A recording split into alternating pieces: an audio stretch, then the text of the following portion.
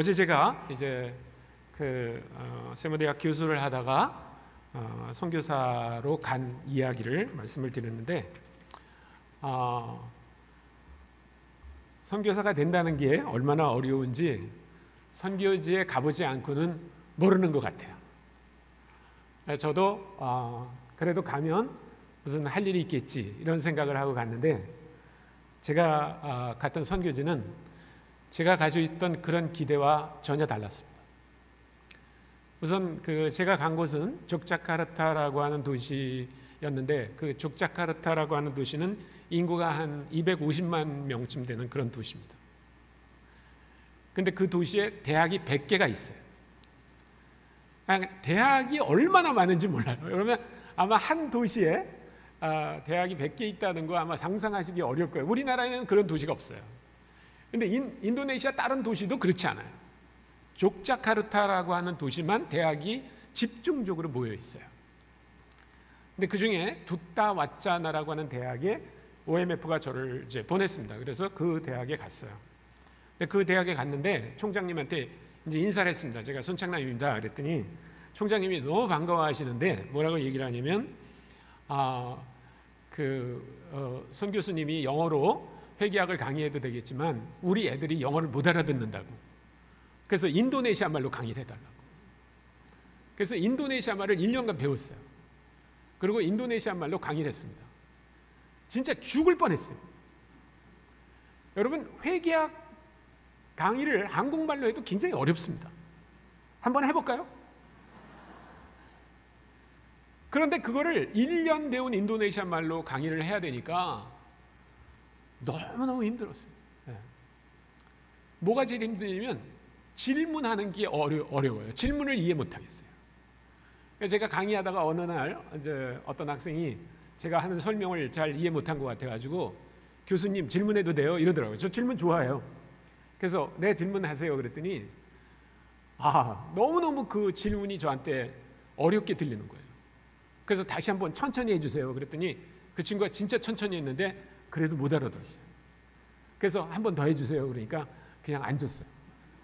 그리고 그 학기 내내 질문이 없었어요. 근데 더 기가 막힌 일이 있었어요.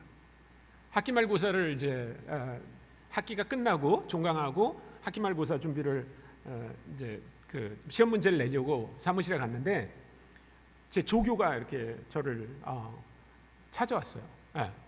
그래서 왜 어떻게 왔어요? 그러니까 우물쭈물하더니 저기 제가 기말고사 문제를 제가 내면 어떨까요? 이러는 거예요. 아니, 여러분이 교수라면 조교가 찾아와서 기말고사 문제를 자기가 낸다고 그럴 때 여러분 기분이 어떨 것 같아요?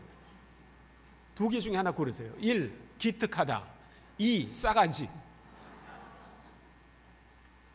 아니 여러분, 제가 교수에 제가 회계학 박사입니다. 아니 그런데 어쩌자고 대학교 4학년 다니는 조교가 저한테 와가지고 기말고사 문제를 자기가 내겠다는 거예요. 그래서 제가 꾹 참고 물어봤어요. 왜 그런 생각을 했어요? 그러니까 조교한테 이제 학생들이 물어보러 가잖아요. 근데 이거 손 교수가 설명 안 했어? 그러면 애들이 그런다는 거예요. 우리는 그 교수님이 하는 말 잘 못 알아들어요. 이렇게 얘기해요. 그래서 자기가 알아서 이렇게 설명한 거를 시험에 내겠다는 거예요. 아니 한국 같으면 그런 일이 벌어지겠어요? 제가 속이 상해가지고요, 이런 싸가지가 있나 이렇게 말해주고 싶었는데, 문제는 그 말을 몰랐다는 거예요. 인도네시아 말로. 근데 1년쯤 뒤에 알게 됐어요. 그런 말이 있더라고요. 인도네시아에도요, 꾸랑아잘 이런 말이 있어요. 그게 뭐냐면 이런 싸가지 이런 말이에요. 그런데 너무 속이 상해가지고요, 제가 괜찮다고, 내가 교수니까 내가 문제를 내겠다고, 그리고 문제를 내놓고 집에 왔는데 잠이 안 오는 거예요. 잠이. 그래서 그 다음날 학교 가가지고 학장님한테 얘기했어요. 학장님, 그 암흑의 조교 있죠? 그러니까, 네. 그 조교 좀 잘라주세요. 그랬어요. 그러니까 학장님이 왜 잘라요? 그러는데 그걸 구구절절히 얘기하는 게 너무 구차스러운 거예요. 그래서 학장님 그냥 잘라주세요. 제발 잘라주세요. 그래가지고 잘렸어요. 걔는. 그러니까 내가 기껏 하는 거라고는 그런 거밖에 없는 거예요. 근데 진짜 어려운 거 뭐였냐면 저한테 전도를 할 수 없다는 거죠. 전도를 하려고 시도를 해봤는데 이게 말이 안 되니까 전도를 끝까지 할 수가 없어요. 그래서 몇 번 하다가 포기했습니다. 포기하고 어떤 마음이 들었냐면, 야, 여기서 무슨 전도하고 제자 훈련하는 거는 안 될 거야. 이거는 포기하고 그냥 회개하기나 열심히 가르치자. 이렇게 제가 마음 먹었어요. 그러니까 기쁨이 샘솟기 시작하는 거예요. 여러분, 선교사가 선교지에 가서 사역 안 하기로 하잖아요. 그러면 낙원이 따로 없어요. 낙원. 그래서 이제 시간만 나면 애들 데리고 놀러 가고 뭐 이렇게 했어요. 근데 어느 날 저희가 아름다운 해변에 가서 이제 사진을 찍은 거를 이렇게 크게 확대해 가지고 식당에다 벽에 붙여놨는데, 우리 딸이 그 사진을 보고 이렇게 밥을 먹으면서 킥킥킥 웃어요 자꾸. 그래서 왜 웃어 그러니까, 아빠 우리는 웃기는 가족 같아 그래요. 그래서 왜 웃기는 가족 같다고 생각해? 그러니까, 아빠 우리는 여기 선교사로 왔는데 맛있는 것만 먹고 놀러만 다닌다. 우리는 전도도 안 하고 막 이러는 거예요. 초등학교 2학년이었어요 걔가. 초등학교. 그러니까 초등학교 2학년짜리가 무슨 뭐 선교가 뭐다, 선교사가 뭐 하는 사람이다 알았겠어요? 그런데 얘가 어릴 때 보고 자란 게 있어요. 그게 뭐냐면, 제가 세무대학 교수할 때 그 캠퍼스에서 한 1시간 아니 한 10분 걸어서 가는 곳에 아파트에 살았어요. 근데 제가 그 111동 910호에 살았는데, 111동에 사는 모든 아줌마들의 빅 퀘스천은 뭐냐면, 저 910호 아저씨는 뭐 하는 사람일까? 왜냐면 우리 집에 언제나 청년들이 와가지고 주말이면 찬양하고 성경 공부하고 그러고 돌아가니까 굉장히 궁금한 거예요. 그렇다고 저한테 물어볼 수는 없으니까 우리 딸아이한테, 이제 5살, 6살짜리 애한테 물어보는 거예요. 아빠 어디 다녀? 직업이 뭐냐? 이게 물어보는 거죠. 근데 뭐 우리 딸이 무슨 6살짜리가 우리 아빠가 국립세무대학의 뭐 조교수입니다 이렇게 말할 실력이 안 되잖아요. 그러니까 우리 딸이 뭐라 하냐면, 우리 아빠는 학교 다녀요 이렇게 말해요. 그럼 사람들이 더 궁금하죠. 그래서 그럼 아빠가 학교 가서 뭘 해? 그러면 우리 아빠는 학교 가서 성경 공부해요 이렇게. 그러니까 우리 집에서 대학생들이 와가지고 한 거는 성경 공부밖에 없었어요. 그러니까 우리 딸은 분명히 아는 건 뭐냐면, 아, 우리 아빠는 학교 가서 성경 공부한다 이렇게 알고 있으니까, 이웃들은 전부 어떻게 저를 알고 있냐면, 아, 저 사람은 전도사다, 어느 교회 청년 담당 전도사다 이렇게 다 알고 있어요. 그래서 우리 집 사람이 엘리베이터를 타면요, 교회 다니는 그 이웃들이 다 사모님 이렇게 인사를 하는 거예요. 그래서 우리 집 사람이 깜짝 놀래가지고, 왜 저를 사모님이라고 그러지? 아유, 전도사님 사모님이시잖아요 이렇게 돼서 이제 알게 된 거예요. 이렇게. 그러니까 우리 딸이 본 거라고는 그거밖에 없는데, 그래서 분명히 뭘 잘 모르지만 아마 아빠가 선교사로 가니까 인도네시아 대학생들 데려다가 성경 공부할 거다 이렇게 생각하고 온 것 같아요. 근데 그런 일은 일어나지 않았어요. 그래서 밤마다 잠이 안 오면 하나님께 그렇게 기도했어요. 하나님, 왜 저를 여기 보내셨나요? 저는 한국에 있었다면 세무대학에서 학생들에게 성경도 가르치고 전도도 했을 텐데, 저를 이곳에 보내신 거는 특별한 일이 있을 텐데 왜 하나님 저를 이곳에 보내셨나요? 이렇게 늘 그 기도를 했어요. 근데 어느 날 제가 이제 학교 그 사무실에 갔다가 나오는데, 어떤 학생이 하나 졸졸 쫓아오는 거예요. 제 이름을 부르면서 빠손 이렇게 불러요. 그래서 제가 뒤를 돌아봤습니다. 근데 제가 모르는 학생이 하나 서 있어요. 근데 이 학생이 뭐라 그러냐면, 빠손, 제가 그 빠손의 조교가 될 수 있겠느냐고 이렇게 물어보는 거예요. 근데 아까 제가 조교 잘라버렸다고 그랬잖아요. 그래서 저는 조교가 없었어요. 근데 이 학생이 왔어요. 그래서 어느 학교 다니는 학생이냐? 그러니까 가자마다라고 하는 대학에 다닌대요. 근데 여러분, 이름이 조금 이상할지 모르지만 가자마다 대학이요, 그 족자에서 제일 좋은 국립대학이에요. 우리로 말하면 서울대학 같은데요. 거기는 학부 학생만 3만 명이 있습니다. 어마어마한 규모의 대학이에요. 근데 거기에 다니는 학생이 저를 찾아와서 조교가 되겠다는 거예요. 그래서 제가 물어봤어요. 아니, 여기 그 로컬 교수님들이 많은데 왜 하필이면 내 조교가 되겠다고 그러냐? 그러니까 교수님은 외국 사람이니까 영어를 할 거 아닙니까? 그래서 제가 교수님 만날 때마다 영어를 할 수 있게 해주세요 그러더라고요. 그래서 너무 좋았어요. 제가 이 학생이 뭔가 하나님이 나에게 보낸 학생이 아닐까 이런 생각을 하게 됐어요. 그래서 그러면 조교를 하자고. 그래서 이제 저희 집으로 초대를 했습니다. 저희 집으로 초대를 했는데 이 학생 혼자 올 줄 알았더니요, 자기 친구를 한 명 또 데려왔어요. 저한테 얘기도 안 하고. 그래서 인도네시아는 전도하기 되게 좋아요. 왜냐면 한 명 초대하면 1+1으로 오더라고요, 언제나. 그래서 이제 같은 가자마다 대학에 다니는 학생이 하나 왔는데, 둘이 왔는데, 이 학생도 자꾸 저하고 영어를 해보고 싶어 하는 거예요. 그래서 제가 이제 이 학생들하고 다 얘기한 다음에 학생들이 그 숙소로 돌아갈 때 물어봤어요. 혹시 여러분들처럼 여러분 친구들 중에 외국 사람 만나서 영어를 하고 싶어 하는 학생들이 있냐? 그러니까 많이 있대요. 그래서 그러면 그 학생들을 우리 집으로 데려와라. 금요일 저녁마다 데려오면 그 학생들한테 내가 영어로 게임도 하고 노래도 가르쳐. 제가 조이 다닐 때 오락부장이었거든요. 그래서 그 노래도 하고 게임도 하고 그다음에 영어로 성경 공부를 하면 어떻겠냐. 그랬더니 학생들이 너무 좋은 아이디어라고, 그래서 자기 친구들을 데려오기로 했어요. 그래서 이제 학생들이 왔습니다. 근데 제가 조이 다닐 때 그 프란시스 셰퍼라고 하는 사람이 쓴 The Basic Bible Study라고 하는 조그만 책자가 있었어요. 그 책자로 성경 공부를 했는데, 그거는 그 성경 창세기부터 계시록까지 주제별로 성경 구절만을 모아놓은 건데 25개 챕터로 돼 있어요. 근데 제가 그거를 가져갔거든요, 인도네시아에. 그래서 요걸로 성경 공부를 하면 좋겠다. 그래가지고 제가 복사집에 가가지고 복사를 한 10권 해가지고 이제 그 비치를 했습니다. 이제 그 92년 9월 25일 날 처음 모임을 한 거예요. 네. 그런데 제가 그날 아침에 이제 큐티를 했어요. 매일 아침에 하는 것처럼 큐티를 했는데, 그 본문 말씀이 오늘 우리가 읽었던 이 사도행전 11장 19절부터 21절 말씀이에요. 제가 이 말씀을 읽으면서 얼마나 큰 도전과 위로를 받았는지 몰라요. 첫째 도전은 뭐였냐면, 그때 스데반의 일로 일어난 환난으로 말미암아 흩어진 자들이 베니게와 구브로와 안디옥까지 이르러 유대인에게만 말씀을 전하는데, 그 중에 구브로와 구레네 몇 사람이 안디옥에 이르러 헬라인에게도 말하여 주 예수를 전파하니 주의 손이 그들과 함께 하시며 수많은 사람들이 믿고 주께 돌아오더라. 이 사람들은 선교사로 간 게 아니에요. 이 사람들은 핍박을 피해서 도망간 사람들입니다. 그런데 이 사람들이 가는 곳마다 예수 그리스도를 전했다는 거예요. 저는 얼마나 부끄러운지 몰랐어요. 저는 거기에 도망간 사람이 아닙니다. 거기 관광을 간 사람도 아니고 거기 여행하러 간 사람이 아니에요. 저는 선교사로 거기 간 거예요. 그런데 한 명에게도 복음을 전하지 못하고 있었어요.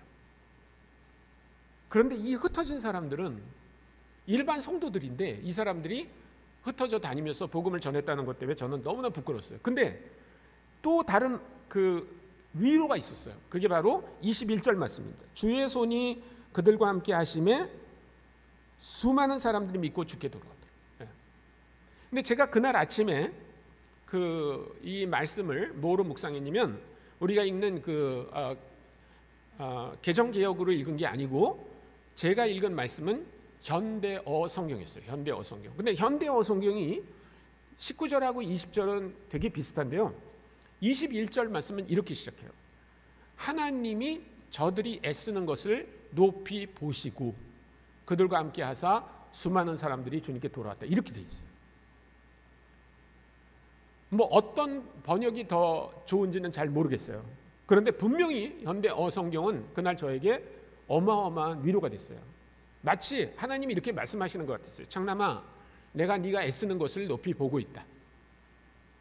그래서 하나님께서 분명히 믿는 사람을 허락해 줄 거다. 이렇게 저는 확신을 가졌어요. 그래서 저는 그 큐티 노트에다가 그렇게 적었습니다. 하나님, 제가 애쓰는 것을 높이 보고 계시죠. 하나님, 학생들이 주님께 돌아오는 일이 벌어지게 해주세요. 이렇게 기도했어요. 그날 저녁에 학생들이 왔는데 5명이 왔습니다. 5명. 그래서 The Basic Bible Study라고 하는 걸 챕터 1을 공부했어요. 너무 기뻤어요. 5명이 이렇게 와가지고 영어로 성경 공부를 하다니. 그 다음 주가 됐는데 이제 막 기대했죠. 그리고 막 저한테 회계학을 배우는 학생들한테도 우리 집에서 영어로 그 모임을 하니까 영어 배우고 싶은 사람 와라. 그 다음 주에 4명 왔어요. 근데 1명이 지난주에 왔고 3명은 새로 왔어요. 그러니까 원래는 제 계획은 챕터 2를 하는 건데 챕터 1을 모르잖아요. 학생들이 3명이 모르잖아요. 그래서 다시 챕터 1을 했어요. 세 번째 주에는 3명이 왔는데 다 새로 왔어요. 그래서 다시 챕터 1을 했어요. 그래서 하여튼 크리스마스 때까지 챕터 1 and chapter 1 and chapter 1, chapter 1 그래서 14주 동안 챕터 1만 했어요. 거기 그 척 해리슨이라고 하는 미국 선교사가 하나 있었어요. 그래서 그 사람을 살살 꼬셔가지고 맨날 그 사람을 모임에 오게 했습니다. 왜냐하면 여러분 아시겠지만 영어를 아무리 잘해도요 까막머리는 관심이 없어요. 노랑머리가 하나 있어야 이게 영어 모임 같은 거예요. 그래서 제가 척 해리슨 보고 오라고 그랬는데 이 척 해리슨이요 굉장히 그 우리나라로 말하면 의리 있는 사람이에요. 의리 있는 사람. 예. 자기 가족이 다 휴가를 갔는데 자기 혼자 차 타고 온 거예요. 우리 집에. 그럴 정도로 의리가 있는 사람이에요. 근데 이 사람이 맨날 챕터 1만 했잖아요. 그러니까 크리스마스 전에 저한테 얘기하더라고요. 장남, 내가 너무 바빠서 다음 학기부터는 여기 못할 것 같다. 이렇게 얘기하더라고요. 그러니까 그분이 왜 그렇게 말하는지 제가 이해가 되죠. 왜냐면 소망이 없어요. 제가 보기에도. 예. 뭐 한 명도 안 오는 날도 있고 1명 오는 날도 있고 2명 오는 날도 있고 그렇지만 저는 하나님이 주신 약속을 잊어버리지 않았어요. 이제 모임이 계속 이렇게 진행이 됐지만 여러 학생들이 왔다 갔다 했는데 그래도 제일 꾸준히 나온 학생이 있었어요. 그 학생의 이름이 파자르라고 하는 학생이에요. 파자르. 네. 근데 그 학생이 영어를 곧잘합니다. 근데 내가 볼 때는 50%만 알아들어요. 50%. 여러분 영어를 50% 알아듣잖아요. 그러면 중요한 단어는 다 몰라요. 그래서 왜 영어 50% 아는 사람이 그 자막 없이 영어로 돼 있는 영화 보면 하나도 이해 못하죠? 왜냐면 중요한 순간에 다 모르니까. 그래서 이 친구도 가만히 보니까 How are you? My name is Fajar. I study at Gazamada University. 이런 거는 잘하는데 진짜 중요한 단어는 몰라요. 그래서 제가 이제 이 친구가 그 수마트라가 섬인데 방학이 됐을 때 물어봤습니다. 너 방학 때 집에 가냐? 그러니까 안 간대요. 네. 그래서 그러면 우리 집에 어느 날 놀러 와라. 그래서 이제 이 친구가 우리 집에 놀러 왔어요. 그래서 제가 인도네시아 성경을 줬습니다. 인도네시아 성경. 그리고 저도 인도네시아 성경을 들고 내가 너하고 꼭 읽고 싶은 성경이 있다. 그랬더니 어디냐고 그러더라고요. 그래서 이사야서 53장을 같이 읽자. 그리고 이사야서 53장 1절부터 6절까지를 같이 읽었어요. 인도네시아 말로 읽었어요. 근데 여러분 그 이사야서 53장 1절부터 6절까지는요. 예수님이 어떻게 우리를 위해서 고난 받으셨는지를 예언한 책이에요. 예언한 부분이에요. 그분이 찔림으로 말미암아 우리가 나음을 받고 그가 채찍에 맞음으로 우리가 사함을 받았다고 하는 그 내용이 그 이사야 53장 1절부터 6절에 있습니다. 그래서 그것을 읽어줬어요. 네. 그리고 한번 네 이름을 여기 우리라고 하는 거에 네 이름을 넣어가지고 한번 다시 읽어봐라 그랬어요. 그랬더니 이 파자르라고 하는 형제가 자기 이름을 거기다 넣고 읽는 거예요. 근데 읽는데 그냥 읽는 게 아니고 눈에서 이만한 눈물이 툭툭 떨어져요. 깜짝 놀랐어요. 제가 그때만 해도 완벽한 인도네시아를 하고 있을 때가 아니었습니다. 그런데 우리가 이사야서 53장 1절을 읽었는데 그 형제가 눈물을 막 흘리는 거예요. 그래서 제가 너무 궁금해가지고 물어봤어요. 왜 우는지 내가 이유를 좀 알아도 되겠냐. 그러니까 이 파자르 형제가 뭐라고 얘기했냐면 저는 예수님이 나를 위해서 돌아가셨다는 건 알았지만 그분이 나를 위해 돌아가신 것은 몰랐습니다. 근데 오늘 여기 성경을 읽어보니까 그분이 나를 위해서 돌아가신 거네요. 이렇게 말하는 거예요. 그래서 맞다고. 오늘 혹시 그 주님을 구주로 영접하지 않겠냐고. 그러니까 영접하겠다고. 그래서 그 형제가 무릎 꿇고 예수님을 영접했어요. 형제가 자기 집으로 돌아가는데요. 얼마나 감사했는지 몰라요. 그래서 하나님께 기도했습니다. 하나님, 이렇게 한 학기에 한 명씩만 예수 믿게 해주세요. 그래서 제가 한국으로 돌아가기 전에 10명만 예수 믿게 해달라고 제가 그렇게 기도했어요. 근데 웬걸요? 하나님께서 역사하셔가지고요, 그 다음 학기에는 10명, 그 다음 학기에는 20명, 40명, 50명 막 이렇게 모이는데 감당을 할 수 없을 정도로 하나님이 많이 보내주셨어요, 학생들을. 그리고 그 학생들 중에 예수 믿고 하나님의 제자로 훈련받은 학생들이 계속 만들어졌습니다. 저는 이 말씀을 잊어버릴 수가 없어요. 하나님께서 그날 아침에 저한테 분명히 주신 말씀입니다.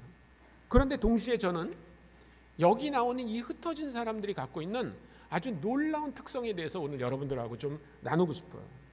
첫째, 보십시오. 이 사람들은 그때 스데반의 일로 일어난 환난 때문에 흩어져서 가고 있었다라고 말하고 있어요. 이분들의 시작은 8장에 나옵니다. 8장 1절을 한번 보겠습니다. 네. 여러분 성경을 갖고 계시면 사도행전 8장 1절을 펴주시기 바랍니다. 거기 보면 그날에 예루살렘에 있는 교회에 큰 박해가 있어 사도 외에는 다 유대와 사마리아 모든 땅으로 흩어지니라. 제가 다시 한번 읽습니다. 그날에 예루살렘에 있는 교회에 큰 박해가 있어 사도 외에는, 사도들은 갔다는 얘기예요, 안 갔다는 얘기예요? 안 갔다는 얘기예요. 사도들은 가지 않았어요. 근데 정말 그 잘못된 교회의 속설 중에 하나가 뭐냐면, 마치 12사도가 온 땅에 다니면서 복음을 전했다고 하는 그 믿을 수 없는 설이 있어요. 설이 있어요. 심지어는 제가 그 어느 선교 대회에 갔는데 어떤 신학교 교수님이 이렇게 말하더라고요. 일설에 의하면 12제자가 제비뽑기를 했다는 거예요. 그래가지고 제비가 나오는 나라로 갔다는 겁니다. 한 사람은 어디로 갔냐면 저 이란으로 가고, 한 사람은 인도로 가고, 한 사람은 스페인으로 가고, 한 사람은 이집트로 가고, 한 사람은 이디오피아로 갔다는 거예요. 그래서 12명의 사도가 전 세계에 퍼져서 복음을 전했다는 거예요. 그런 기록은 없어요. 그거는 가톨릭 교회가 그 지역에 있던 교회를 좀 더 이렇게 명예롭게 만들기 위해서 그런 사도들의 이름을 갖다 쓴 것이지, 그런 일은 없어요. 성경은 분명히 얘기하는 게 뭐냐면 사도들은 가지 않았다는 거예요. 왜 사도들은 가지 않았을까요? 어제 제가 얘기했잖아요. 사도들 대부분은 누구였어요? 갈릴리에서 온 사람들이에요. 머리끝부터 발끝까지 유대인이에요. 여러분, 베드로가 고넬료의 집에 들어가는 게 그렇게 어려웠어요. 그러면 베드로가 그런 사람이 로마에 가가지고 복음을 로마 사람들에게 전했겠어요? 그거는 불가능한 얘기입니다. 불가능한 얘기예요. 그런데 여기 나오는 흩어진 사람들은 누구냐면요, 사도행전 2장에 나오는 오순절 때에 예루살렘에 순례하러 왔다가 12제자들이 방언으로 얘기하는 것을 들었어요. 그런데 그 방언이 그냥 우리가 이렇게 기도할 때 얼랄라 발랄라 이렇게 하는 그 방언이 아니고 정말 자기들이 난 곳 언어로 말하는 그 방언이었어요. 그래서 이 사람들은 하나님이 얼마나 놀라운 일을 하셨는가를 들은 겁니다. 그리고 믿기로 한 사람들이에요. 이 사람들은 대부분 유대인 디아스포라라고 그래가지고 외국에서 살던 유대인들이에요. 이 사람들이 와가지고 예수님을 믿은 거예요. 그러니까 이 사람들은 헬라어를 잘하는 사람들이에요. 이 사람들은 헬라 문화를 잘 이해하는 사람들이에요. 이 사람들은 헬라인들을 만났을 때 적어도 제가 원래 만나면 안 되거든요 이렇게 말하는 사람이 아니에요. 그러니까 이 사람들을 하나님이 보내서 선교를 하게 하신 거예요. 4장입니다. 8장 4절. 거기는 우리 한번 같이 읽어볼까요? 여러분들이 혹시 성경을 찾으셨으면 8장 4절을 같이 읽겠습니다. 시작. 그 흩어진 사람들이 두루 다니며 복음의 말씀을 전할세. 예. 이 사람들이 어디 다녔다고요? 두루 다녔다. 두루 다녔다. 예. 두루 다녔다는 말이 뭐예요? 로마 제국 전체를 다닐 때 두루 다녔다는 말을 쓰는 겁니다. 어느 한 지역에 간 게 아니라 이 사람들은 로마 지역을 다 돌면서 복음을 전한 사람들입니다. 그 사람들의 얘기가 지금 11장 19절로 연결되는 거예요. 네. 근데 보십시오. 19절은 11장 19절로 다시 돌아갑니다. 11장 19절에 보면 그때 스데반의 일로 일어나는 환난으로 말미암아 흩어진 자들이 베니게와 구브로와 안디옥까지 이르러 유대인에게만 말씀을 전하는데 그 중에 구브로와 구레네 몇 사람이 안디옥에 이르러 헬라인에게도 말하여 주 예수를 전했다. 그러니까 19절과 20절이 공이 얘기하는 게 뭐예요? 이 사람들이 자기 목숨을 잃을 수도 있는 상황이 있는 사람들이에요. 그런데도 가는 곳마다 복음을 전했다는 겁니다. 저는 이런 사람들이 전염성 있는 그리스도인이라고 생각해요. 여러분, 전염성 있는 그리스도인이라고 할 때 예수 그리스도가 그 안에 있을 때 전염시키는 사람들이죠. 여러분, 요즘은 독감이 유행이지만 몇 년 전에 우리는 바이러스가 코로나라고 하는 바이러스 때문에 굉장히 고생했잖아요. 그렇죠? 여러분, 어떤 사람이 코로나 바이러스를 다른 사람에게 전염합니까? 어떤 사람이 전염시킬 수 있어요? 제가 얼마 전에 베트남 갔거든요. 베트남 학생들한테 물어봤습니다. 예. 어떤 사람이 코로나를 전염시킵니까? 그러니까 거기 여학생이 6명이 있었는데, 그 베트남 여학생이 한 명이 한국말을 아주 잘하는 그 여학생이 있었어요. 근데 제가 한국말로 설교를 하고 거기 있는 그 선교사님이 베트남어로 통역을 하고 있었는데요. 제가 그렇게 물어봤어요. 그래서 이 선교사님이 그 말을 통역해 줬습니다. 누가 코로나를 전염시킵니까? 그러니까 그 한국어를 할 줄 아는 베트남 여학생이요, 중국 사람이요, 그러더라고요.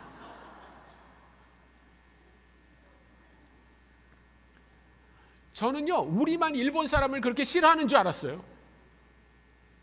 베트남 사람은요, 중국 사람을 진짜 싫어해요. 아니, 그래도 그렇지 어떻게 그렇게 대답을 해요? 제가 기대하는 대답은 뭐냐면 그 안에 코로나 바이러스가 있는 사람이라는 거예요. 여러분, 코로나 바이러스가 없는 사람은요, 코로나 바이러스를 전염시키고 싶어도 안 됩니다. 예. 여러분이 막 침을 그 사람한테 발라주고 그래도 전염이 안 돼요. 그 안에 바이러스가 있는 사람만 전염시킬 수 있어요. 여러분, 예수를 전염시키는 사람 누구예요? 예수님이 그 안에 있는 사람이에요. 이 사람들이 예수 그리스도를 전할 수 있는 유일한 이유가 있어요. 그건 뭐냐면 이 사람들이 예수 그리스도를 만났고 그리스도 때문에 변화받았다는 거예요. 여러분은 예수님이 여러분 안에 계십니까? 그러면 전염시킬 수 있어요.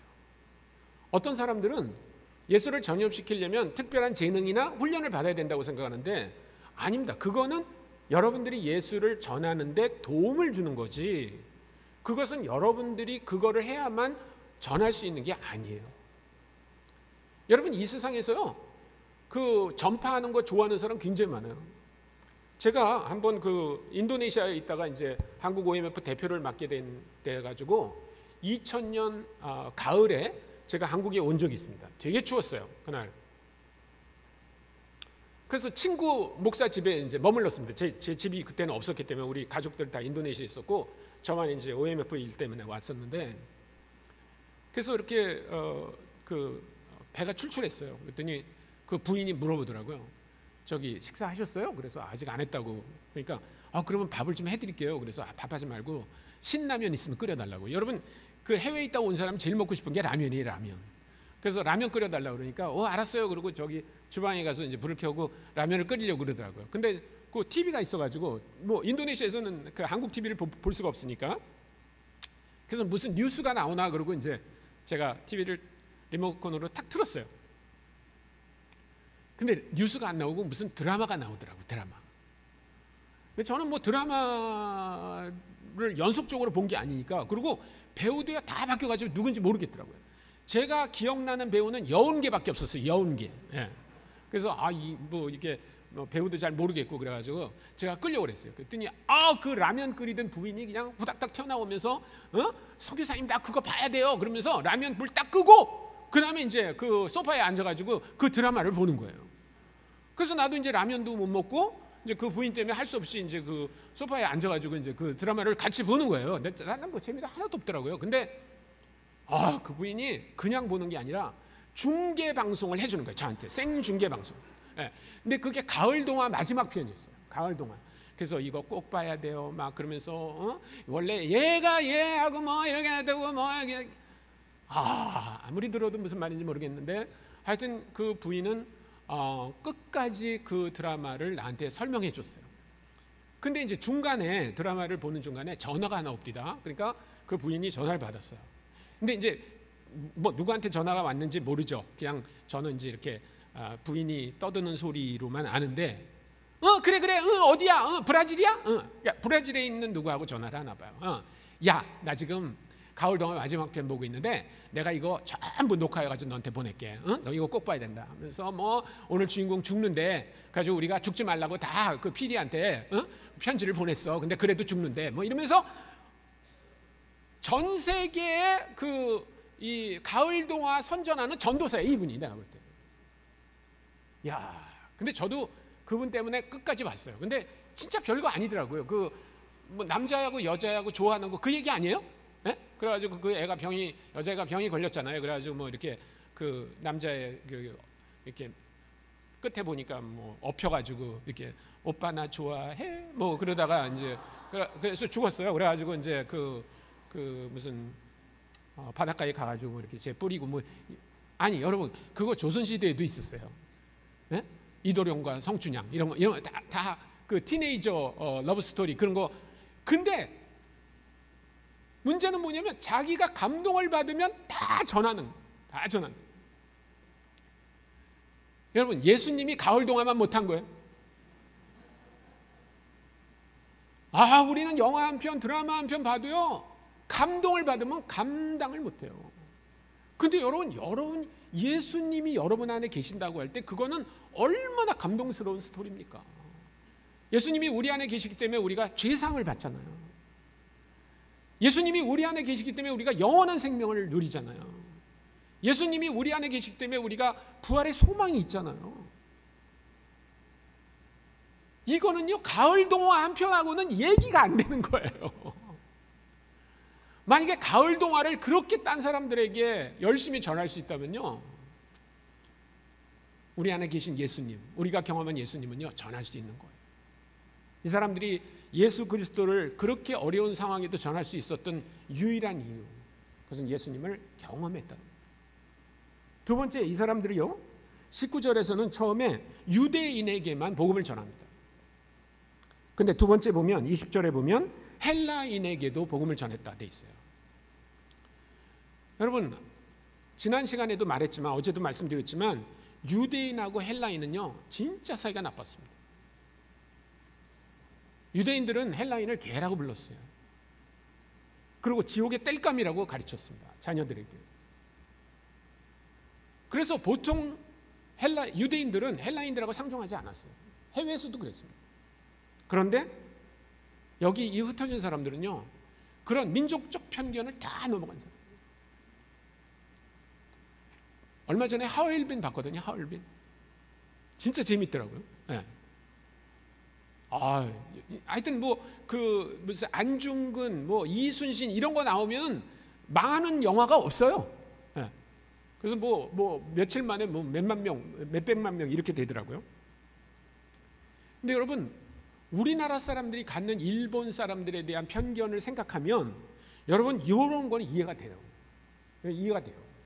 여러분, 제가 이제 OMF 선교사가 돼가지고, OMF 선교사들은요, 선교지로 가기 전에 제일 먼저 하는 일이 있어요. 그게 뭐냐면 모두 다 싱가포르에 갑니다. 근데 싱가포르에 가면 OMF 국제본부가 있어요. 그 국제본부에서 이제 훈련을 받고 그리고 선교지로 가게 돼 있어요. 근데 제가 어릴 때 이제 우리 어머니가 이제 일제 시대 때 공부를 한 분이거든요. 그래서 아마 우리 어머니 아버지 다 창씨 개명하고 살았을 거예요. 근데 창피해가지고 얘기 안 해요. 예. 근데 우리 어머니가, 제가 이제 나중에 커서 보니까 우리 어머니가 완벽한 한국말을 하는 분인데 구구단은 일본어로만 해요. 왜냐면 소학교 들어가가지고 일본어로 구구단을 외웠기 때문에요, 구구단 할 때는 다 일본어로 하세요. 예. 근데 우리 어머니가 일본 사람들 나쁜 얘기도 하지만 좋은 일본 사람 얘기를 할 때가 있어요. 어떤 선생님이 굉장히 좋았다, 이런 얘기를 해요. 그래서 제 꿈이 있었어요. 그건 뭐냐면 좋은 일본 사람을 만나가지고 우정을 맺는 게 제 꿈이었어요. 근데 저는 일본 사람을 만날 기회가 없었어요. 제가 일본에 간 것도 아니고 한국에 온 일본 사람하고 무슨 우정을 나눌 만한 기회가 없었는데 좋은 기회가 찾아왔어요. 여기 오리엔테이션 코스라고 그러는데요, 2달 동안 이제 모든 나라에서 온 신입 선교사들이 거기서 다 훈련을 받게 돼 있습니다. 근데 그 오리엔테이션 코스를 주관하는 선교사가 있어요. 그 사람을 우리가 슈퍼인텐던트라고 그래요. 감독인데 이 사람이 일본 선교사예요. 일본 선교사. 그래서 저는 굉장히 기대를 갖고 갔습니다. 드디어 우리 어머니가 말하던 그 좋은 일본 사람을 만나서 교제를 할 수 있는 기회가 되겠구나 이렇게 생각을 했어요. 그래서 이제 싱가포르에 간 다음에 제일 먼저 그 다음날 아침에 간 데가 그 일본 선교사 사무실이에요. 가서 이렇게 노크를 했습니다. 그래서 이제 일본 선교사 나왔어요. 그래서 제가 I'm 손창남 그러니까 you are 그래서 뭐 그냥 저를 반겨주고 우리가 미리 이제 그 편지로 많이 주고받았거든요. 내가 며칠 날 갈 거다. 그래서 그 다음 날 너희 사무실에 갈 거다. 이게 얘기했기 때문에 이 일본 선교사는 제가 오는 걸 알고 있었어요. 너무너무 반가워하는 거예요. 그래서 그 방에서 1시간 정도 얘기를 했습니다. 근데 한 10시 반쯤 됐는데 이 일본 선교사가 그러는 거예요. 아, 창남, 우리 지금 이 브레이크, 티 브레이크라고 이 OMF는 허드슨 테일러라고 하는 영국 선교사가 만들어서 그런지 약간 영국적인 분위기가 있어요. 영국 사람들은요 10시 반쯤 되면 전부 모여가지고 티 브레이크랍니다. 티 브레이크. 네, 그래서 식당에 이제 티 브레이크 시간인데 혹시 거기 가겠냐? 그래서 저는 아주 전형적인 이입니다. 이 사람이 많을수록 좋아요. 그래서 이제 그 좋은 아이디어라고 그래서 이제 따라갔어요. 그랬더니 그 이렇게 라운드 테이블이 한 6개쯤 있는데 거기에 뭐 그 국제본부에서 일하는 스태프들이 한 5, 60명 되거든요. 이 사람들이 전부 나와가지고 이제 소셜라이징을 하면서 티를 마시는 거예요. 그래서 그 일본 선교사도 저한테 이제 티를 주고 저도 이제 티를 만들어가지고 이렇게 갔는데 저쪽에 이제 라운드 테이블에 의자가 2개가 있었어요. 그래서 거기 가서 앉았습니다. 거기 앞에 싱가포르 자매가 셋이 앉아서 이제 자기네들끼리 얘기를 하고 있었고 우리 둘이 앉았습니다. 근데 저는 일본말을 할지 모르고 일본 선교사는 한국말을 할지 모르니까 우리가 영어로 하죠. 영어로. 그래서 이제 한참 이렇게 서로 영어를 하는데 저는 외국에 나가서 영어를 배운 적이 없어요. 전부 한국에서만 영어를 배웠습니다. 그래서 그 일본 선교사하고 영어로 대화하는 데는 큰 문제가 아니었어요. 그런데 제 제스처가 문제였던 거예요. 그 일본 선교사가 저한테 굉장히 좋은 오퍼를 했어요. 저는 너무 고마웠어요. 그래서 너 이걸 하겠냐 그러는데 제가 그 마다할 일이 아니에요. 그런데 너무 고마웠어요. 그래서 제가 yes 그러면 될 거를 yes 이렇게 했어요. 근데 일본 사람은 누가 앞에서 고개를 숙이면 가만히 못 있더라고요. 그래서 일본 선교사도 얼른 고개를 이렇게 숙인 거예요. 그 다음에 제가 뭘 물어봤어요. 근데 이 일본 선교사가 그렇게 물어본 사람이 없었나 봐요. 그러니까 너무너무 고와가지고 창남 예스 그리고 이렇게 인사를 하더라고요. 근데 저보다 선배인 사람이 그렇게 인사를 하는데 제가 어떻게 뻣뻣하게 했어요. 그래서 저도 이렇게. 그래서 우리가 영어를 하면서 계속 이러고 이렇게 있는 거예요. 그거를 보더니 이 싱가포르 자매들이 너무 신기한가 봐요. 그래서 그 중에 한 사람이 갑툭튀 알아요? 갑툭튀? 갑자기 툭 튀어나와가지고 우리끼리 얘기하는데 이러더라고요. Hi you guys between Japanese and Korean, why you guys are so similar? 이렇게 물어본 거예요. 아니 일본 사람하고 한국 사람 왜 이렇게 비슷하냐? 그래서 저 순간적으로요 정말 좋은 질문이다 이거는. 그래서 제가 역사에 남는 대답을 해야지 이러고 제 머릿속으로 막 생각을 하기 시작했어요. 우리는 백제 시대부터 비슷했을까, 통일신라부터 비슷했을까, 그리고 머릿속으로 막 생각을 하고 있는데 일본 선교사가 먼저 대답을 했어요. 뭐라고 대답했냐면 Yes, we are very similar between Japanese and Korean because Korea was occupied by Japan for a long time. 이러는 거예요. 무슨 말인가 하면 일본 사람하고 한국 사람이 왜 그렇게 비슷해졌냐면 한국이 일본의 지배를 오래 받아 그렇다. 이런 죽일 놈이 있어요. 제가 그때 머릿속에 그 딱 떠오른 사람이 안중근 의사예요. 제가 만약에 권총이 있었으면요 진짜 꺼내가지고 쐈을 거예요. 이렇게 그 하얼빈에 나오는 것처럼. 제가 처음 만나서 교제한 일본 사람이에요. 근데 그 사람 입에서 한국 사람과 일본 사람이 왜 비슷해졌냐면 한국이 일본의 지배를 오래 받아 그렇다 이렇게 말한 거예요. 그 사람이 진담을 했는지 농담을 했는지는 몰라요. 근데 그날 얼마나 제가 화가 났는지 이게 피가 까꾸로 솟는 게 이런 거구나 하는 걸 알게 됐어요. 진짜 피가요 여기서부터 쫙 이렇게 올라오는 거예요. 근데 왜 제가 그렇게 화가 났을까요? 진짜 우리가 36년 동안 지배를 받았잖아요. 그런데 지배한 놈이 그렇게 말한 거죠. 참을 수가 없죠. 근데 여러분, 헬라인들이 유대인들을 얼마나 지배했는지 아세요? 350년 동안 지배했어요. 여러분, 헬라 사람들이 유대인들을 얼마나 악랄하게 대했는지 몰라요.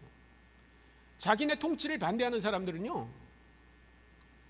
잡아다가 어떤 경우는 산채로 불을 질러가지고 죽이기도 하고요, 산채로 톱으로 쓸어 죽이기도 하고요, 짐승의 가죽을 말렸다가 물을 적신 다음에 그걸 산 사람한테 뒤집어 씌워요. 그리고 광야에다 놔둡니다. 그러면 그 가죽이 조금씩 오그라들면서 죽는 거예요. 그렇게 말할 수 없는 잔인한 방법으로 유대인들을 핍박했어요. 그런데 이 흩어진 사람들은요, 그거를 다 넘어가서 복음을 전한 거예요. 거기다가 이 사람들이요, 진짜 훌륭한 건 뭐냐면 20절에 나오는 말씀이에요. 거기 보면 그 중에 구브로와 구레네 몇 사람이 안디옥에 이르러 헬라인에게도 말하여 주 예수를 전했다, 이렇게 돼 있어요. 여러분, 혹시 여러분 성경이면 주 예수라는데 밑줄을 하나 그어두세요. 주 예수라는 말. 네. 주라고 하는 말은 헬라어로 키리오스라고 합니다. 키리오스. 이 키리오스라고 하는 단어는요, 유대인들에게 익숙한 단어가 아니라 헬라인들에게 익숙한 단어예요. 헬라인들은 이 단어를 아주 자주 썼습니다. 무엇 때문에 자주 썼냐면 자기네들이 믿는 신 앞에 붙이는 이 경칭이 바로 키리오스예요. 그러니까 예를 들면 헬라의 신들이 누구냐면 헤르메스, 제우스, 포세이돈, 아폴론, 이런 신들이 있잖아요. 그러면 이 사람들은 절대로 제우스를 제우스라고 부르면 안 돼요. 키리오스 제우스, 키리오스 헤르메스, 키리오스 아폴론, 키리오스 포세이돈, 이렇게 불렀지 언제나 그 키리오스라고 하는 말을 붙였어요. 네. 그러면 유대인들이 같은 유대인이나 혹은 문화적으로 종교적으로 비슷한 사마리아 사람들에게 갔을 때는 뭐라고 했는지를 우리가 좀 볼 필요가 있습니다. 8장으로 다시 돌아갑니다. 8장.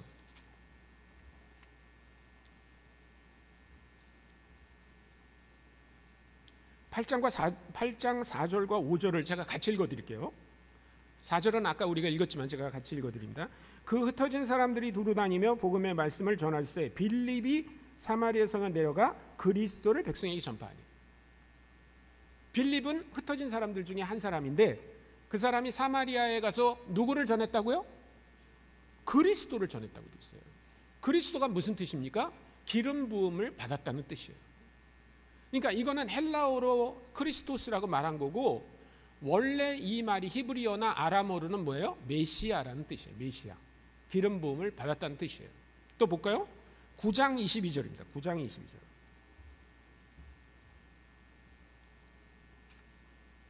여기는 우리가 한번 같이 읽겠습니다. 9장 22절 시작. 사울은 힘을 더어도 예수를 그리스도라 증언하여 다메섹에 사는 유대인들을 당혹하게 하니라. 네, 그러니까 사울이 유대인들에게 복음을 전할 때 예수를 누구라고 소개해요? 주라고 소개해요? 아니면 그리스도라고 소개해요? 그리스도라고 소개해요. 네, 메시아, 기름 부음을 받은 사람입니다. 왜냐하면 사마리아 사람이나 아니면 유대인들은 이미 성경을 알고 있어요. 그리고 성경에 이미 기름 부음을 받은 사람을 하나님께서 보내실 거라고 얘기했기 때문에 성경을 이해하는 사람들에게는 그리스도라고 표현한 거예요. 그런데 다시 사도행전 11장 20절로 돌아갑니다. 여기 지금 안디옥에 있는 헬라인들은 유대인이나 아니면 사마리아 사람처럼 성경을 알까요? 모를까요? 모르죠. 네. 이 사람들에게 성경에 나오는 용어를 가지고 설명해봐야 이 사람들이 이해가 잘 안 되는 거예요. 그래서 어떻게 했어요? 그 사람들이 쓰고 있는 종교적 용어를 차용해서 지금 설명하고 있는 겁니다. 이거를 그 앤드루 월즈 교수가 뭐라고 얘기했냐면 symbol theft다 이렇게 말했어요. symbol theft, 상징 빼앗기. 예, 상징 빼앗기. 그러니까 상징 빼앗기라고 하는 말은 뭐냐면 우리가 다른 종교를 가진 사람들에게 복음을 전할 때 그 사람들이 가지고 있는 종교적 언어와 용어를 차용해서 설명하라는 거예요. 그러면 그 사람들이 쉽게 알아들을 수 있죠. 그 사람들이 전혀 이해할 수 없는 단어를 가지고 설명하면 안 돼요. 여러분, 우리 기독교 안에는요, 이런 단어들이 굉장히 많이 있어요. 그 중에 대표적인 단어가 뭐냐면 기도예요. 기도라는 단어예요. 여러분, 기도라고 하는 단어를 우리는 교회에서만 쓰는 줄 아는데 그렇지 않아요. 절에서도 써요. 절에서 제일 많이 하는 게 기도입니다. 기도. 예. 100일 기도. 수능 보기 전에 우리 성도님들 기도합니까? 수능 보기 전에. 절에서도 기도해요. 기도. 예. 기도라고 하는 말을 기독교가 그거는 불교 용어니까 우리 안 쓰겠어. 우리가 새로 만들어. 이렇게 해서 예를 들면 도하라고 그럽다. 도하라고 그럽시다. 그러면 어떤 일이 벌어질까 하는 거예요. 저희 어머니가 그 상도동에 살았는데 극락정사라는 절에 아주 열심히 다녀가죠. 그 교회 그 절에서 스님들이 우리 어머니를 보살이라고 불렀어요. 아마 약수기의 권사쯤 될 거예요. 그런데 우리 어머니가요, 열심히 그 절에 나가시다가 제가 그 인도네시아 선교사로 가기 전에 하나님께 기도했어요. 하나님, 우리 부모님이 꼭 예수 믿게 해주세요. 제가 선교지로 가기 전에 예수 믿게 해주세요 라고 기도했는데 하나님이 그 기도를 응답해 주셨어요. 그래서 우리 어머니 아버지가 제가 그 세무대학 거의 이제 마무리할 때 두 분이 다 예수 믿으셨어요. 할렐루야. 그래서 우리 어머니가 이제 그 절에 다니다가 교회를 다니시는데요. 교회를 무섭게 다니시더라고요. 여러분, 그 절에 열심히 다니던 사람은 교회도 열심히 다니는 거 아세요? 열심히 다니세요. 그래서 우리 어머니가 몇 년 안 됐는데 보살에서 권사가 되더라고요. 권사. 그러니까 아마 보살이었다가 권사가 됐는데 제일 빠른 그 기록을 갖고 있는 분이 아마 우리 어머니 같은데, 근데 우리 어머니가 처음에 교회 다니실 때는요, 그렇지 않았어요. 예. 완전히 불교 믿던 그 신앙을 가지고 이제 교회를 다니신 거예요. 제가 저쪽 그 양천구 목동에 있는 해화선교 훈련에서 훈련 받을 때 너무너무 힘들었어요. 그래서 어느 날 어머니한테 전화를 했습니다. 예, 그때 어머니 이제 미국에 이민 가서 사셨는데 국제 전화를 했어요. 그래서 어머니, 저 창남인데요, 제가 요새 선교 훈련 받고 있는데 굉장히 힘든데 어머니 저를 위해서 기도해 주세요. 사실 제가 기도할 때요, 우리 어머니가 교회 다닌 지 몇 달 되지도 않았거든요. 그래서 기대도 안 했어요. 우리 어머니가 기도해 주실 거라고. 근데 전혀 기대 밖의 얘기를 들었어요. 우리 어머니가 뭐라 그러냐면 창남아, 걱정 마, 내가 매일 아침 너를 위해서 기도한다, 이러시는 거예요. 그래서 제가 감동을 받아가지고 어머니 어떻게 기도를 하세요? 그러니까 야, 기도가 뭐 있냐, 나는 그냥 요새 아침마다 일어나면 하나님한테 우리 갑오생 손창남 선교 훈련 잘 받게 해주세요, 이렇게 기도한다는 거예요. 근데 여러분, 갑오생이 뭔지 알아요? 갑오생 손창남? 갑오생이 갑오년에 태어난 이런 말이에요. 여러분, 절에 안 가보셨죠? 절에서 부처님한테 기도할 때는 부처님이 약간 데이터 프로세스가 늦으세요. 그래서 이름만 대면 안 되고 연도를 대야 돼요. 연도를. 그래서 그 갑오생이 1954년이에요. 그러니까 우리 어머니가 옛날에 그 절에 가서 기도할 때, 부처님한테 기도할 때 가만히 보면요, 우리 갑오생 손창남 공부 잘하고 건강하게 해주세요, 이렇게 기도해요. 근데 제 밑에 동생들이 여럿 있는데 제 바로 밑에 동생이 2살 차이거든요. 걔는 대박이에요. 걔는 병신년에 태어났어요. 그래가지고 이제 그 우리 갑오생 손창남 이렇게 기도한 다음에 우리 병신생 손창세 뭐 이렇게 줄줄이 연도를 대고 기도하시는 거예요. 근데 어머니가 절에서 그렇게 기도했는데 지금 하나님께 기도할 때 절에서 기도하는 대로 기도하신다는 거예요. 여러분, 왜 우리 어머니가 그렇게 기도할까요? 어머니는 똑같은 기도라고 생각하시는 거예요.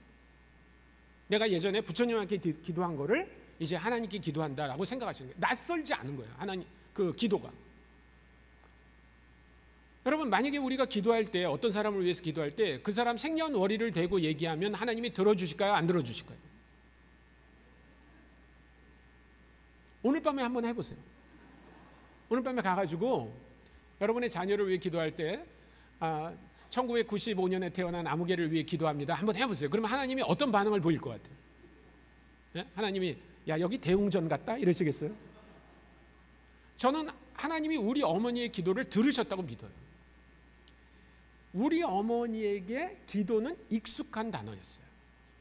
여러분, 성경에 제사라는 단어가 나와요, 안 나와요? 제사. 몇 번 나와요? 수도 없이 많이 나와요. 근데 제사라는 단어는 교회에서 만들어 쓰는 거예요? 아니면 다른 종교에서 갖다 쓰는 거예요? 다른 종교에서 갖다 쓰는 거예요. 여러분, 그런 단어가 굉장히 많아요. 이런 것들이 예수 안 믿는 사람들에게 굉장히 익숙하게 들린다는 거예요.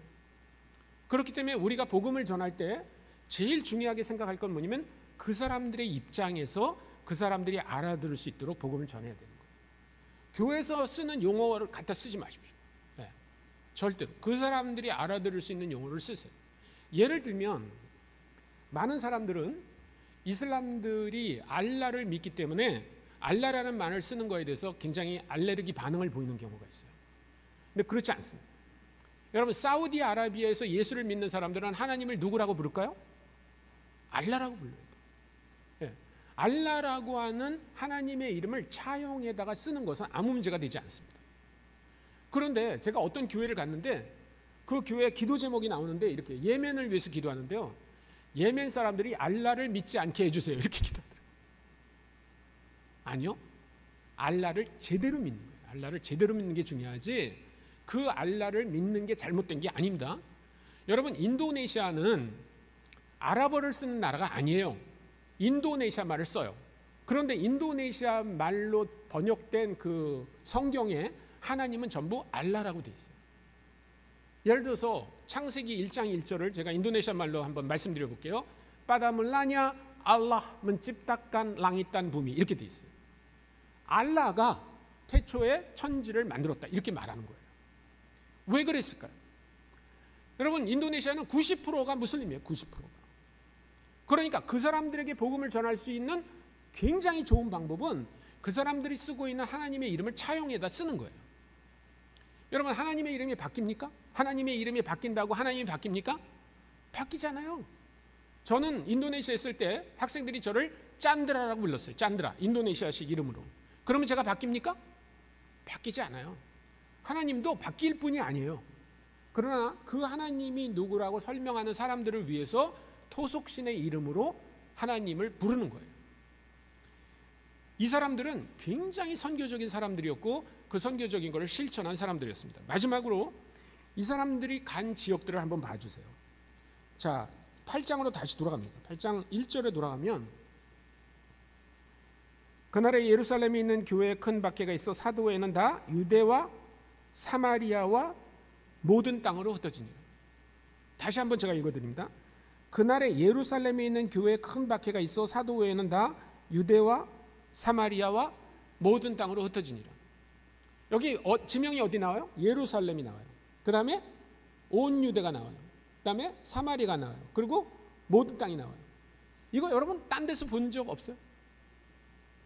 사도행전 1장 8절에 나와요. 사도행전 1장 8절. 여러분 아마 많은 분들이 외우실 거예요. 사도행전 1장 8절 어떻게 돼요? 오직 성령이 너에게 임하시면 너희가 권능을 받고 예루살렘과 온 유대와 사마리아와 땅끝까지 이르러 내 증인이 되리라. 예수님이 승천하시기 직전에 제자들에게 해주신 말씀이에요. 근데 그 말씀을 실천하고 있는 사람들은요, 아까 말한 대로 12제자가 아니에요. 흩어진 사람들이 하고 있어요. 흩어진 사람들은 예수님이 성취하라고 한 그 지상 명령을 성취하고 있는 거예요. 여러분, 지난 2000년의 기독교 역사는 이렇게 지상 명령을 성취하려고 하는 사람들의 노력이었다 해도 과언이 아니에요. 주님의 지상 명령은 어쩌다가 저절로 이루어지는 게 아닙니다. 이것은 자기 시간과 돈과 열정을 들여서 헌신해야만 이룰 수 있는 것들이에요. 이 사람들은 그런 면에서 저는 예수 그리스도께 헌신한 사람들이었다 이렇게 말하고 싶어요. 여러분, 요즘 한국교회에서 가장 쓰지 않는 단어가 있어요. 헌신이란 단어예요. 요즘 헌신이란 단어 쓰지 않습니다. 이제는 식당 봉사하는 사람이 없어요. 그래서 식당을 접는 데가 많이 있습니다. 아니면 대형 교회에서는 어떻게 하냐면 아웃소싱해요. 그래서 음식 전문적으로 하는 사람들이 와가지고 식당을 운영해줘요. 청소도 예전에는 성도들이 다 했어요. 이제는 교회 청소하는 사람 불러다가 합니다. 예. 이제 헌신이라고 하는 말은요, 굉장히 교회에서 쓰기 어려운 그런 단어로 되어 있어요. 그런데 세상 밖에 보면요, 헌신한 사람들 굉장히 많아요. 여러분, 그런 사람들 본 적 있어요? 안개가 낀 자욱한 아주 추운 날, 한 4명의 남자가요, 큰 가방을 메고 산 언덕을 오르는 거예요. 골프에 헌신한 사람들. 어떤 사람이 외롭게 그 낭떠러지 같은데 이렇게 바다를 응시하면서 계속 있어요. 아침부터 밤까지. 낚시에 헌신한 사람. 그런 사람들은요, 전부 좋은 취미를 가졌다 이렇게 말해요. 그런데 여기 흩어진 사람들처럼 헌신해서 예수 그리스도의 지상명령을 실천하는 사람들은요, 다 광신자라고 불러요. 광신자. 단기 선교 하나 가도 광신자, 선교 훈련 하나 받아도 광신자, 전도 훈련 받아도 광신자라고 생각해요. 여러분, 교회에서 점점 이 단어는 아주 희귀한 단어로 그렇게 취급을 받고 있습니다. 저는 오늘 말씀을 마치면서 그 헌신한 사람 얘기를 하나 하려고 그래요. 교회 바깥에서, 교회 바깥에서 볼 수 있는 헌신한 사람 얘기를 하나 하고 오늘 설교를 마무리하려고 합니다. 제가 이제 그 한국으로 돌아와서 2001년인가 2002년에 제가 주일 예배를 드리고 이제 교회에서 돌아왔어요. 그래가지고 TV를 틀었습니다. 그랬더니 KBS에서 일요 스페셜이라는 프로를 하더라고요. 지금은 하는지 모르겠어요. 근데 그 일요 스페셜을 이게 조금 보다가 보통 많은데 너무 그 거기서 소개하는 사람이 아주 특별했어요. 그 사람이 누구냐면 충북대학에서 그 유전공학을 가르치는 교수예요. 배석철 교수라고 하는 사람에 대한 얘기를 하더라고요. 이 사람이 왜 유명해졌냐면 그 우리나라에 그 당시에 한 20년 전에 암 발생률이 제일 높은 게 위암이었어요. 위암 유병률이 제일 높았습니다. 지금은 바뀌었어요. 그래서 이분이 충북대학에서 이제 그 생명공학과에서 그 유전자, 이 DNA, RNA 이런 거 이제 분석하는 사람인데, 이분이 DNA 중에, 우리 몸에 있는 DNA 중에 위암을 발생하는 인자가 있을 거라는 가정을 세워가지고 조사를 했어요. 그래서 드디어 발견을 했습니다. 롱스3라고 하는 인자를 발견했어요. DNA 안에. 그래서 이 롱스3가 위암 발생에 중요한 역할을 한다고 하는 사실을 상관관계를 통해서 알아낸 거예요. 근데 여러분, 의학적으로 유의미하려면 상관관계를 밝히면 안 됩니다. 인과관계를 밝혀야 돼요. 그러니까 인과관계라는 말은 뭐냐면 롱스3를 활성화시키니까 위암이 생기고, 롱스3를 비활성화시키니까 위암이 없어지더라 라고 하는 걸 해야만 그게 의미가 있는 거예요. 근데 그렇게 하려면 생쥐를 가지고 무균실에서 실험을 해야만 그 결과가 나옵니다. 근데 충북대학교 라보라토리움에는 그런 시설이 없었던 것 같아요. 그래서 이분이 일본의 교토 대학에 있는 이토 교수라고 하는 팀하고 같이 연합으로 실험을 했어요. 그래서 성공했어요. 그래가지고 의학 잡지 중에 아주 유명한 잡지가 있습니다. 세계적인 잡지는 셀이라고 하는 잡지가 있어요. CELL. 거기에 실었어요. 두 연구진이 함께 실었습니다. 외국에서 아주 센세이션을 일으켰어요. 그 연구가. 그래서 이 사람이 갑자기 뜬 거예요. 그 싱가포르 국립대학에서 이 사람을 이제 막 스카우트 해가려고 그러고 막 그랬어요. 그래서 이제 리포터가 가가지고 KBS 일요 스페셜을 하는 팀들이 가서 물어봤습니다. 제가 듣기로는 이토 교수하고 배 교수님 모두 다 싱가포르 국립대학으로 초청을 했던 것 같은데, 이토 교수는 갔어요. 거기 갔어요. 네. 싱가포르 국립대학으로 갔습니다. 근데 배 교수는 안 가기로 한 거예요. 그래서 왜 안 가기로 했습니까? 그러니까 이 배 교수가 뭐라고 얘기하냐면요, 제가 안 간 이유는 하나입니다. 저는 앞으로 유전공학의 메카가 싱가포르이 아니라 한국이 돼야 된다고 믿기 때문에 안 갔습니다. 이렇게 말합니다. 대단하죠? 그게 바로 헌신이에요. 내가 하는 일이 너무나 의미 있기 때문에 다른 데서 아무리 좋은 오퍼를 해도 아니요, 나는 이거를 할 겁니다 라고 말할 수 있는 게 헌신이에요. 근데 이분은 그걸로 끝난 게 아니에요. 이제 그 랑스 3라고 하는 인자를 활성화시키고 비활성화시키는 그 시약을 발견해냈기 때문에 그거를 사람이 먹을 수 있는 약으로 바꾸는 프로젝트를 시작했어요. 근데 여러분이 이미 아시겠지만 유전공학과 관련된 실험은요, 돈이 무지하게 많이 듭니다. 황우석 박사 저 파동 날 때 보셨죠? 수십억, 수백억이 들어가는 거예요. 여러분 우리 이번에 그 코로나 면역제는 몇 조가 들어간 거예요, 몇 조가. 그 면역약 하나 만드는데. 근데 이분이 그 국가에다가 자기 프로젝트를 지원해 달라고 7번 프로포절을 냈대요. 근데 7번 다 기각됐대요. 대한민국도 대단한 나라예요. 그래도 이분이 그 연구 의지를 꺾지 않았어요. 그리고 자기가 충남대학 안에 라보라토리움을 만들었어요. 그리고 거기서 실험을 시작한 겁니다. 그러니까 리포터가 또 물어봐요. 누가 돈을 내서 이 시설을 만들었습니까? 그러니까 이분이 대답을 안 해요. 그러니까 집요하게 물어보더라고요. 누가 그렇게 했는지 말씀해 주세요. 그러니까 이분이 뭐라고 얘기했냐면, 우리 선친께서 얼마 전에 돌아가셨는데 집을 한 채 남겨놓고 가셨습니다. 근데 그거를 다 처분해가지고 여기 넣었는데 그거 가지고 택도 없습니다. 이렇게 얘기하는데요. 그 얘기를 하다 말고 이분이 그 카메라에서 사라졌어요. 보니까 저 옆에 가가지고요, 막 우는 거예요. 서러워서. 여러분, 헌신이 바로 그런 거예요. 헌신은 내가 하는 일이 의미 있기 때문에 내가 가진 것 다 집어넣어도 아깝지 않은 거예요. 그게 헌신이에요. 이분은 그걸로 끝나지 않았어요. 이분은 같이 연구할 사람이 있어야 돼요.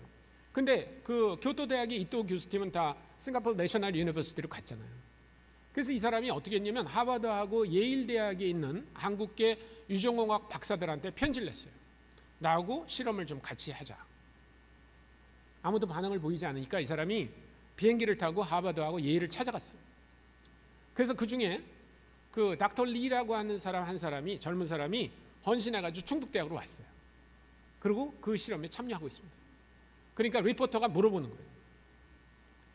여기 처음 왔을 때 소감을 얘기해 주세요. 그러니까 이 박사가 뭐라고 얘기했냐면, 저는 배석철 교수가 그 셀지에다가 유명한 그 발표를 해서 시설이 좋은 줄 알았습니다. 여러분, 하버드 대학교 유전공학 라보라토리움하고 충북대학교 유전공학 라보라토리움이 비교가 되겠어요?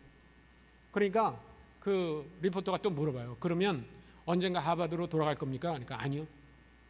저는 배석철 교수님의 연구 열정에 탐복했습니다. 그래서 끝날 때까지 저는 안 돌아갈 겁니다. 이렇게 얘기하대요. 그게 헌신이에요. 그게 헌신. 내가 하는 일이 너무 의미 있기 때문에 다른 사람한테 같이 하자고 말할 수 있는 것, 그게 헌신이에요. 그런데 여러분, 저는 아직도 배석철 교수가 그 연구에 성공했다는 소식을 듣지 못했어요. 몇 년 전에 제가 그 풍문에 듣기로는 그 연구는 아직도 진행되고 있다고 들었어요. 근데 오늘 100번을 양보해서 이렇게 생각합시다. 오늘 이제 여러분이 다 집회를 마치고 집으로 돌아갔는데 갑자기 브레이킹 뉴스, 그리고 각 그 TV마다 나오는 거예요. 충북대학교 배석철 교수팀 드디어 위암 항암제 만드는 데 성공. 다음 달부터 시판 가능. 이랬다고 그럽시다. 여러분 댁에 만약에 60세쯤 된 어떤 어르신이 위암에 걸려 있어요. 그래서 한 달 동안을 꾹 참고 기다렸다가 드디어 그 약을 구했어요. 그래서 먹기 시작했는데 정말 신기하게 위암세포가 사라졌다고 그럽시다. 그래서 위암세포가 사라지면 그 약을 먹고 그분은 몇 년 더 살 수 있어요? 기껏해야 80, 90대면 돌아가시고.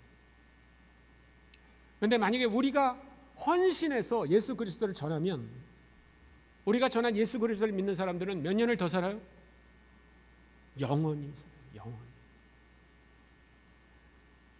여러분, 사람들의 생명을 20, 30년 연장시키는 약을 만들기 위해서도 그렇게 헌신할 가치가 있다면, 우리가 전한 예수 그리스도를 믿으면 영원히 사는 그 일에 여러분의 시간과 돈과 열정을 드리는 것은요, 절대로 낭비가 아닙니다. 절대로 어리석은 일이 아니에요. 여러분의 생애를 그런 데 들이시기 바랍니다. 오늘 얘기한 내용을 중심으로 제가 풀뿌리 선교라는 책을 쓴 게 있는데요. 나중에 기회가 되면 여러분들이 좀 구해서 보시길 바랍니다. 여기 보면 오늘 이 흩어진 사람들처럼 자기가 선교사가 아니고 파송받은 사람들이 아님에도 불구하고 가는 곳마다 전염성 있는 사람, 또 선교적인 삶을 사는 사람, 헌신해서 그리스도를 전한 사람들의 얘기를 책으로 엮은 책입니다. 나중에 기회가 있으면 보시기 바랍니다. 제가 마치는 기도를 하겠습니다. 하나님 아버지, 감사합니다. 오늘 또 약수교회 신년 부흥의 이틀째 날, 아버지 하나님, 우리가 흩어진 사람들의 모습을 보면서 도전을 받습니다. 오 주님, 우리가 그 사람들처럼 어떤 상황에도 우리가 만난 예수 그리스도를 전하는 전염성 있는 그리스도인 되게 하여 주옵소서. 우리가 우리 주변에 와 있는 문화가 다른 사람들을 찾아가서 그들에게 그들의 말로 복음을 전하는 사람 되게 하여 주옵소서. 아버지 하나님, 우리가 그리스도께서 허락하신 그 지상 명령을 아버지 하나님 헌신한 이 흩어진 사람들처럼 우리도 그리스도가 원하는 그 일에 헌신하는 귀한 성도들 되게 하여 주옵소서. 감사드리며 우리 구주 예수 그리스도의 이름으로 기도했습니다. 아멘.